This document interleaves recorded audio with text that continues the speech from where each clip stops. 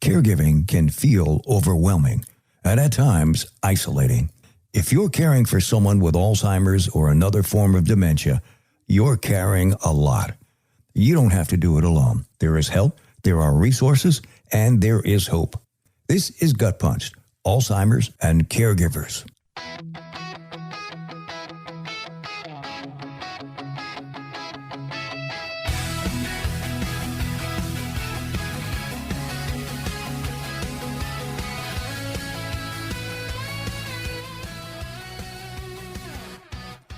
Greetings and welcome. This is GutPunched, Alzheimer's and Caregivers, the not-so-sexy podcast, episode 100.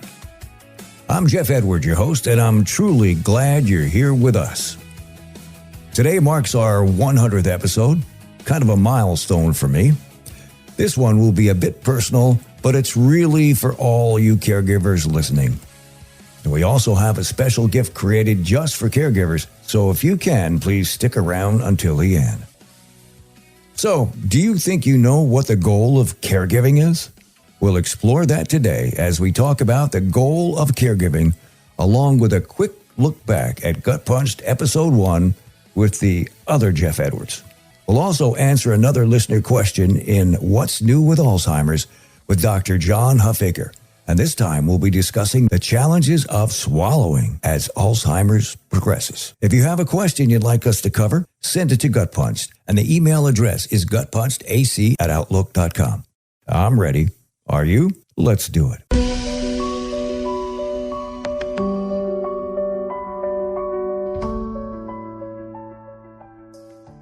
Okay, we're going to do something a little different today. We're going to have a quick conversation with Jeff. So, Jeff, tell us why you came up with the name GutPunched. GutPunched? What is that? Well, you know what GutPunched is. You know when somebody comes to you with some bad information, or somebody died, or somebody's divorced, or whatever be the circumstances, it's that feeling you get in your gut. And that's where the name of this program came from. I experienced it.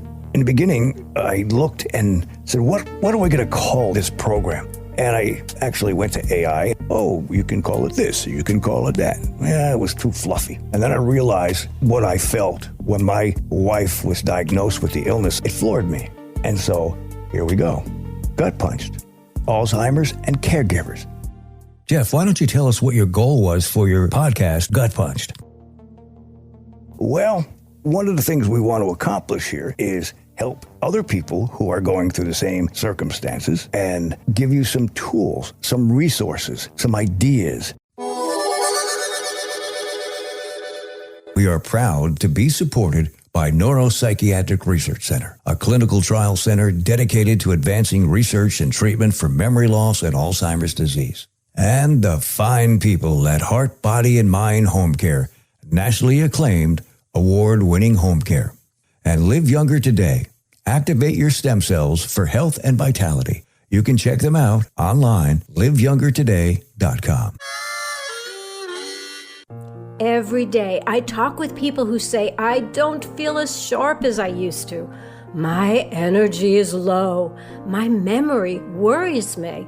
Hi, I'm Peggy Sealfond, board-certified health coach and caregiver. I share patented science-backed technology supporting your body's natural repair, helping improve sleep, cognition, and vitality. Learn more at liveyoungertoday.com. liveyoungertoday.com. If you're new here, our 5 tenets or rules are the backbone to what we do, and they're easy to learn. Number 1, you must take care of yourself, because if something happens to you, who is going to take care of your loved one? Number 2, you can't do this alone. You need help. Find a good caregiver group. Number 3, make a list of people, friends, relatives, co-workers who have offered to help and actually use it. Number 4, create a help signal. Identify a cue or phrase to confirm your loved one is comfortable with receiving help. And number 5, caregiving. Love it or hate it. It will be your life until it's not, so give it your all. Up next, the goal of caregiving from the Savvy Caregiver Manual. It will be very enlightening, and don't forget about our surprise at the end of the podcast. We'll be right back to Gut Punched, Alzheimer's and Caregivers. Your brain is who you are, your memories, your personality, your life. At the Neuropsychiatric Research Center, they're committed to helping you protect it. If you're 50 or older, you're invited to our free memory screening event where you can learn about a breakthrough in early Alzheimer's detection, the p-tau 217 blood test. This cutting-edge test may detect Alzheimer's-related changes earlier than ever before, and is offered only to eligible participants based on screening results and family history. Why call? Because a quick confidential memory check can give you peace of mind, help you establish a cognitive baseline, and connect you with research opportunities that could change lives, including your own. Call Neuropsychiatric Research Center, located in Fort Myers, at 239-939-7777 to schedule your free memory screening today and see if you qualify for the p-tau 217 blood test. That number again, 239-939-7777. Your brain matters. Let's protect it together. The p-tau 217 blood test is available only to participants who meet eligibility criteria determined during screening. This is Gut Punched, Alzheimer's and Caregivers. The goal of caregiving. What are you hoping to accomplish in your caregiving? Take a moment and briefly review what you know about dementia and its effect on the person. The person has an incurable disease. The person's condition will continue to get worse. Living with the confusion of this disease must be troubling and frightening for the person. Losses and confusion can lead to difficult behaviors. The person is becoming less able to arrange things for him or herself. Now think about what people typically hope to accomplish when they take care of someone who is ill, and think about whether these care goals fit in dementia. Possible goal number 1. See the person through the illness and back to health. Now, this is probably the most common goal of caregiving, nursing someone back to health. Most people's experience of giving care to someone fits this mode. People are used to it when a family member comes down with something. There's a period when you think something is wrong, and this is when you find yourself paying extra attention for little signs.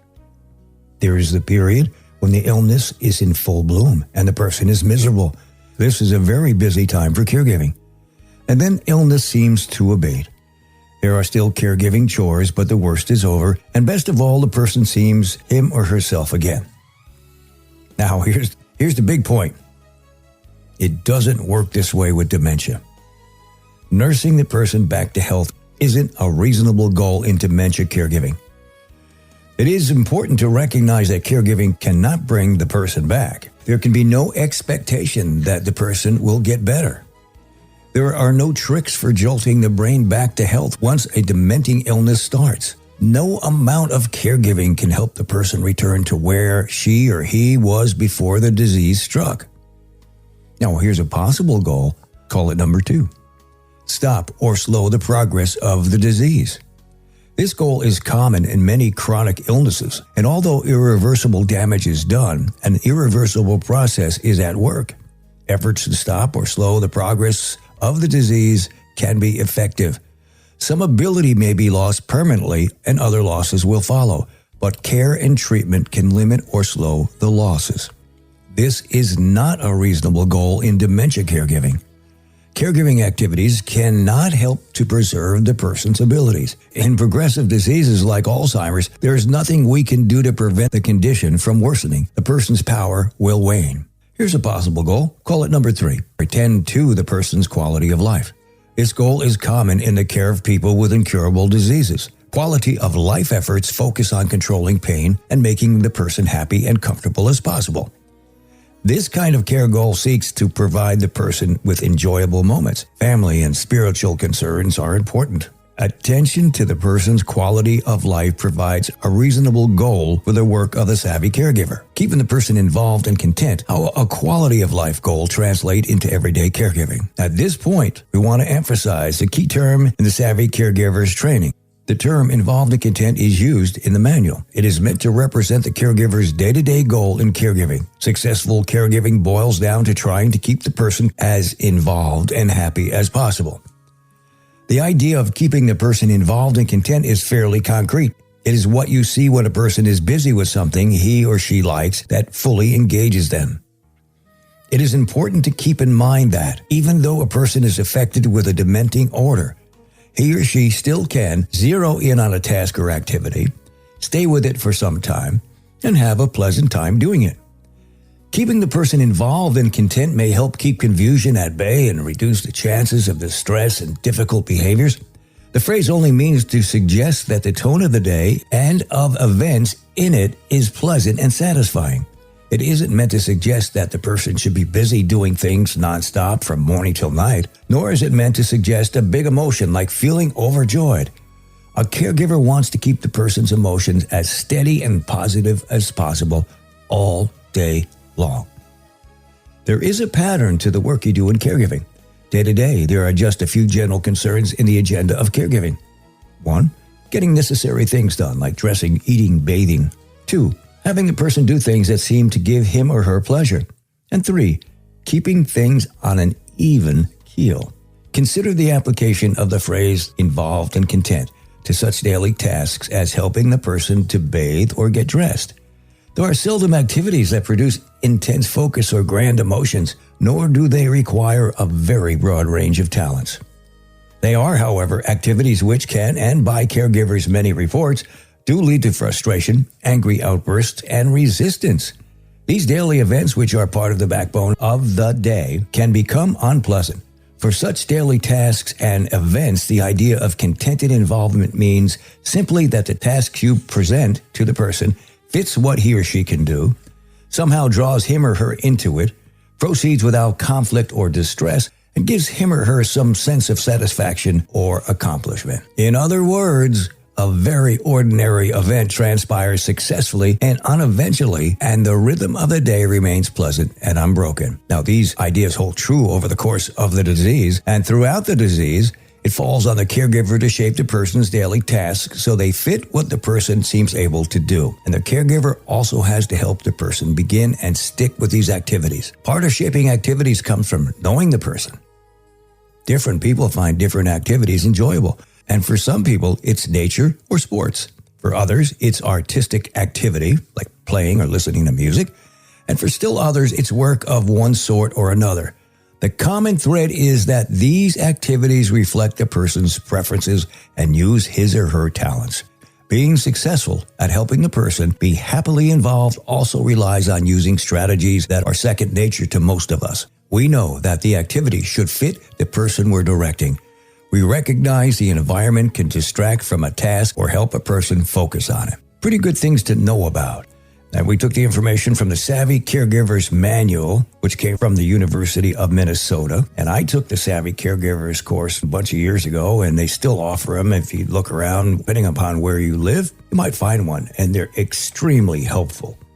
And you get involved and you find out things you thought you knew that you didn't, and find out things you need to know. Again, that is the Savvy Caregivers Manual. If I said it fancy, the Savvy Caregivers Manual comes from the University of Minnesota. The end. When we come back, what's new in Alzheimer's with Dr. John Huffaker. We'll be right back to Gut Punched, Alzheimer's and Caregivers.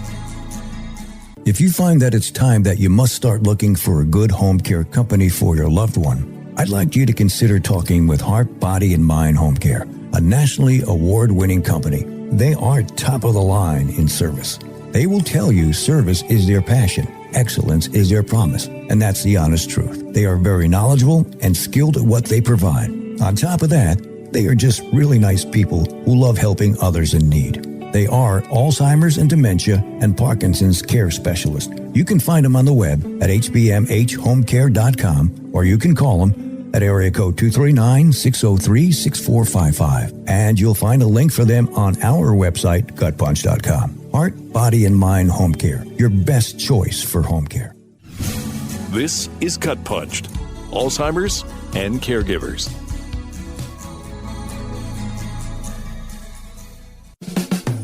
What's new in Alzheimer's with John Huffaker.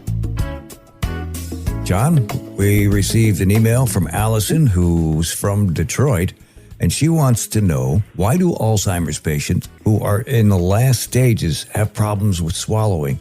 What can be done to help that? Gotcha. Good question, Allison. They talk about the stages or the progression of Alzheimer's. What that really means is it's progressing is damage to the brain, it's spreading, and it's working to different portions or parts of the brain. And at one point, typically throughout the disease in these stages, it will come along a point to where there's damage to areas of the brain that help to control the voluntary and the involuntary muscles that we need to swallow. So when you swallow, there's part of it where you're actively doing, there's other muscles that just already know what they're supposed to do. And they work in sync so that you can chew well and swallow. Problem is the disease progresses and hits that portion of the brain. Now those muscles can't coordinate very well and they start to have difficulty swallowing it. So we call it dysphagia medically, but it means exactly what that question is. They're having problems or difficulty swallowing. And it can be a number of things that contribute to it, but most of it all revolves around that muscle control.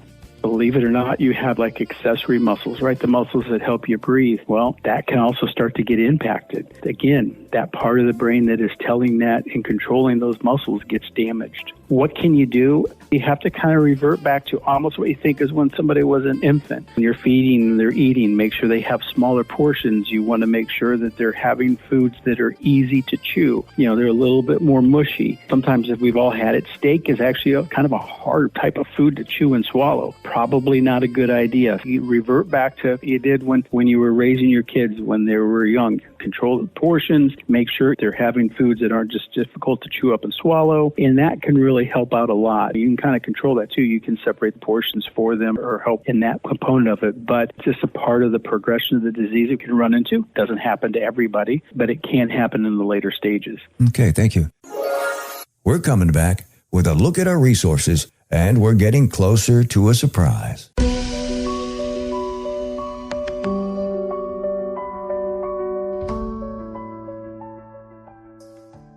Our resources are very important. If you're not sure where to turn or how to connect, we'll be here to help bring you trusted resources. You can reach out to the Dubin Center at dubincenter.com in their new building. And then there is Neuropsychiatric Research Center, and you can find them at nprcsouthwestflorida.com. And Heart, Body, and Mind Home Care at hbmhomecare.com. You can check out the Alzheimer Support Network at alzsupport.org. And to find your local chapter of the Alzheimer's Association, you can visit the website or call their toll-free hotline at 1-800-272-3900. Now, they also offer an outstanding resource called Dementia Care Navigation. It's powered by Ripple and the Alzheimer's Association. It provides free personalized dementia care, including a dedicated care navigator and tailored resources for caregivers and people living with dementia. You can get connected by calling 855-271-2662. That's 855-271-2662. You take the first step. We also mention the GUIDE program frequently. It's another excellent resource that provides help and respite care, and it's free. You can search for it online or visit Dr. Perry's HealthSpan Partners at https://healthspansouthwestflorida.com. Another resource worth checking out is Aquilane Clinical Research at aquilaneresearch.com. Now here's a fairly new one, Alzheimer Support Network at https://support.network. Our website is gutpunched.com, and the email address is gutpunchedac@outlook.com or jeff@gutpunched.com. And thank you to each and every one of you who has taken the time out of your busy, stressful day as a caregiver to listen. We truly appreciate it. As we reach 100 episodes, I want to take a moment to say thank you to all our listeners, especially caregivers who don't have much free time. Caring for a loved one is more demanding than most people realize.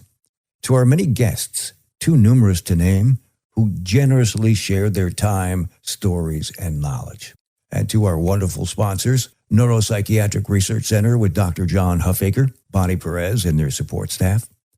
Heart, Body, and Mind Home Healthcare, Ralph and his truly great team.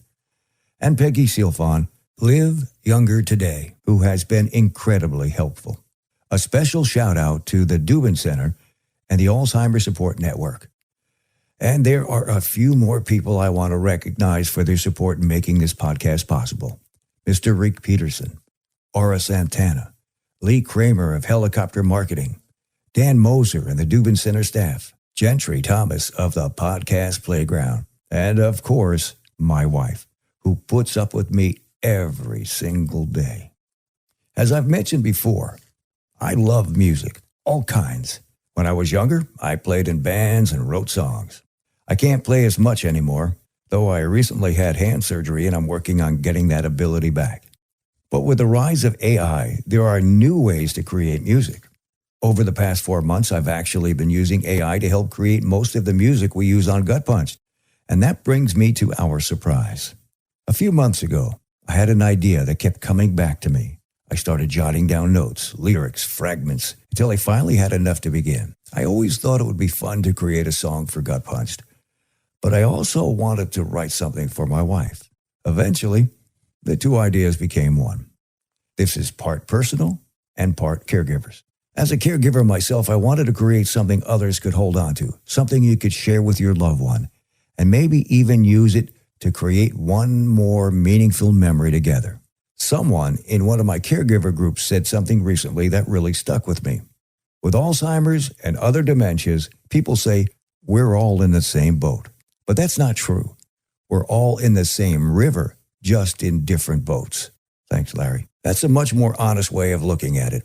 Every journey is different, similar challenges, but at different times in different ways. So with that in mind, as a gift of song to all our caregivers, enjoy and God bless. We would like to introduce GutPunched. I Still Choose You. They call it Alzheimer's, but that word doesn't tell you what it feels like to sit across from the person you love and watch them slowly forget your name. This isn't just a disease. It's a goodbye that never quite finishes. And if you're here, you already know what that feels like.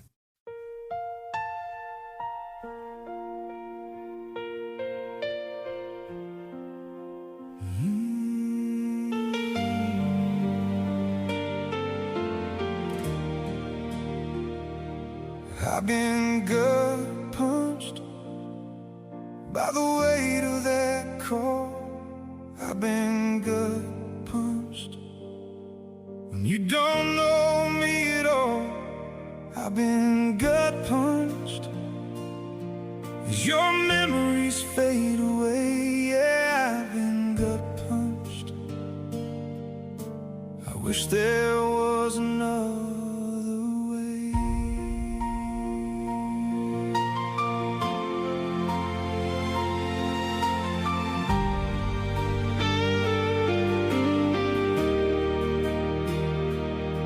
It's that hollow feeling deep inside when the doctor says the truth. No cure waiting on the other side, just time we're gonna lose. But I won't run from what's ahead. I won't let you fall apart. Even when your mind lets go, you'll still have my heart.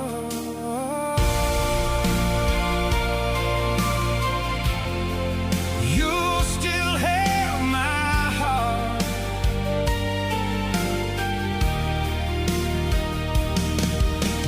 45 years in the making, now it's slipping day by day. You're losing pieces of your world, and I'm begging them to stay. If the day comes you don't remember me, it breaks me in two.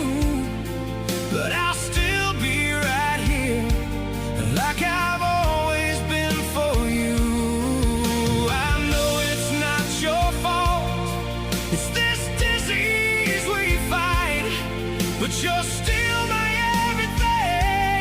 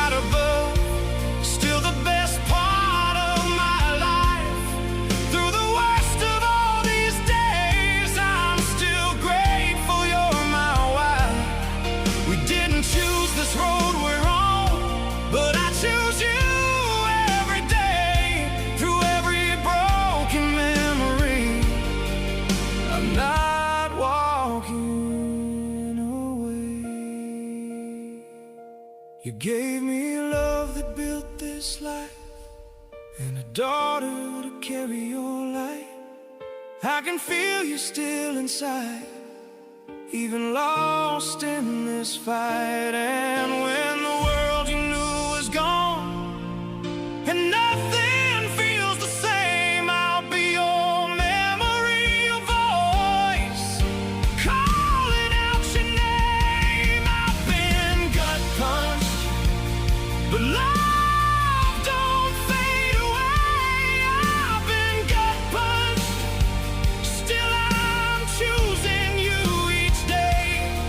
Through the silence, through the pain, through the fear we can't outrun. You may forget the life we built, but I'll remember enough for two. No, I won't forget, not a single one. I still choose you. You're still the one. You're still the one.